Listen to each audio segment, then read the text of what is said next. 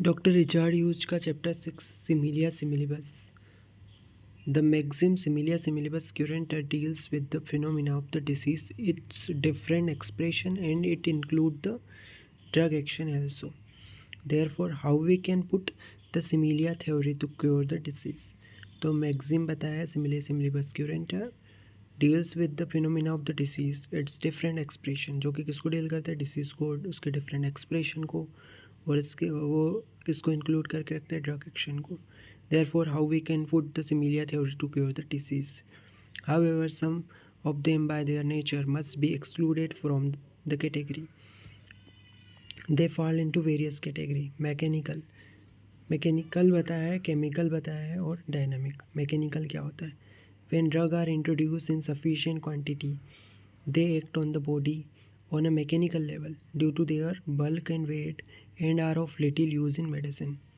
तो जब ड्रग को इंट्रोड्यूस किया जाता है बॉडी में according to their quantity mechanical level पे, तो वेट और बल्क में, तो उसका and are of little use in medicine. Little use किया होता है मेडिसिन के तौर पे, जैसे swallowing of crude mercury to overcome intestinal obstruction and olive oil to detach the biliary calculi.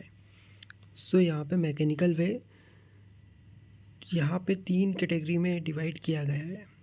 ठीक है, तो मैकेनिकल, इसमें ड्रग को इंट्रोड्यूस किया जाता है सफिशिएंट क्वांटिटी में, जो कि बॉडी पे एक्ट करता है मैकेनिकल लेवल पे. इसमें बल्क और वेट रहेगा. इसका मेडिसिन की तरह बहुत कम रोल रहेगा. जैसे स्वेलोइंग करते हैं मरकरी, तो वो ओवरकम कर देता है इंटेस्टाइनल ऑब्स्ट्रक्शन को, और ऑलिव ऑयल जो है वो डिटेच कर देता है बिलियरी कैलकुली को. दूसरा है केमिकल. तो ड्रग्स जो है उसको, मिनरल किंगडम के जो ड्रग्स होते हैं उनमें केमिकल प्रॉपर्टीज़ होती है which have their effect on the body and also outside it. जैसे अल्कली जो है वो न्यूट्रलाइज कर देता है एसिड को स्टमक के, and also are seen in the test tube, so it may be useful for heartburn. Test tube में भी एसिड अल्कली को न्यूट्रल कर देता है, सो इसको यूज़ करते हैं हार्ट बर्न के केस में. Dynamic. The third kind of drug energy is at the dynamic level which is present only in the living organism. However, it has its own limitation. Dynamic का भी अपना एक limitation रहता है. The action of the arnica to the case of pain and promote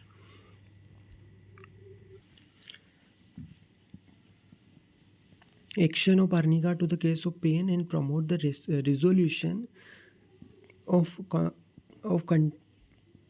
contusion is a dynamic one. तो arnica का action जो contusions को रिमूव कर देता है, कंट्यूजन्स को रिजोल्व करता है, वो पेन को रिमूव करता है, तो वो डायनामिक रहता है.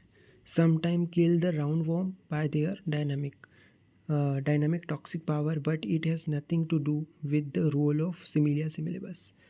तो समटाइम वॉर्म्स भी किल हो जाते हैं, बट वॉर्म्स भी किल हो सकते हैं डायनामिक से, लेकिन इसका इतना रोल नहीं रहता है वॉर्म्स के केसेस में.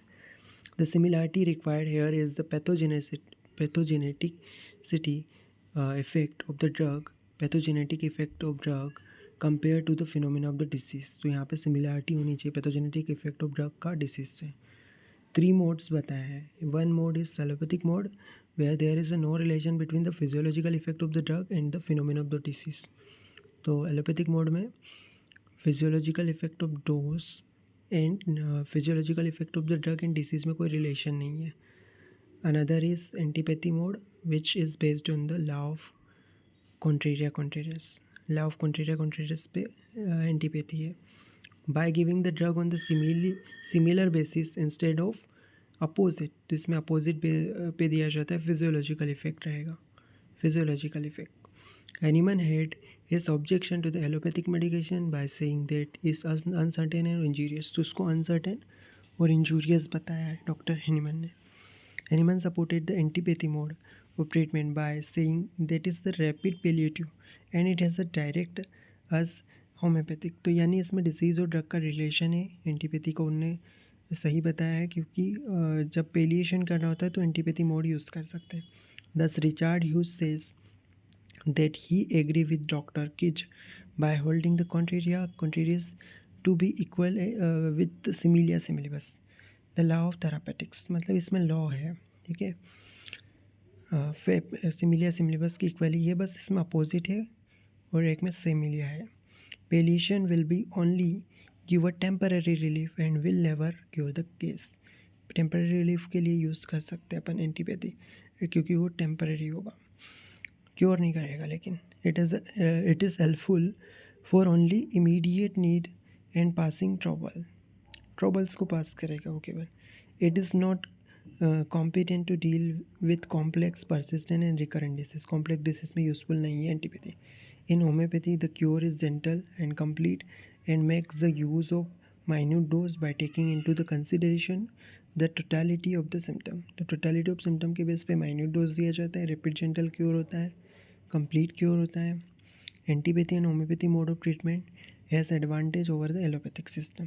तो ये दोनों सही है as compare to allopathy. Antipathy and homeopathy is better than the allopathic system because directly on the object part and disturbing the healthy part.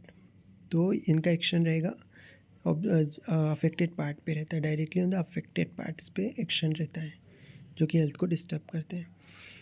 Allopathy was use large physiological doses of medicine with side effect. In homeopathic practice we induce artificial disease as those of the malady in consideration, and it displayed a kind of action known as a specific. तो इसमें specific action होता है और artificial disease produce करवाते हैं, induce करवाते हैं. He till 1808 use the word specific and later and begin to use the word एनिमन. In the time of Hippocrates many system of medicine were they are based on the empirical theories. तो Hippocrates के time पे empirical theories पर based बहुत सारे system थे instead of a rational one. कोई भी रेशनल नहीं था. It was only Hahnemann who discovered the law of specific action and rescue it from empirism and made it a rational system of medicine. तो doctor Hahnemann ने ही एक rational system of medicine बनाया है. उनसे पहले जो हिपोक्रेट के time पे वहाँ पे empirical way था. Homeopathic remedies act deep into the organism and has penetrating influence on the disease as the whole. They act silently with any side effect and existing the morbid process of the disease. यहाँ पे without आएगा, without any side effect. ठीक है.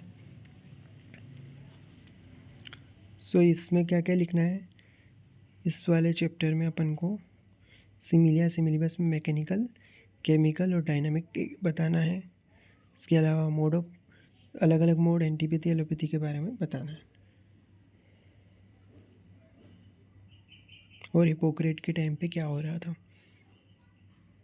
Empirical और rational.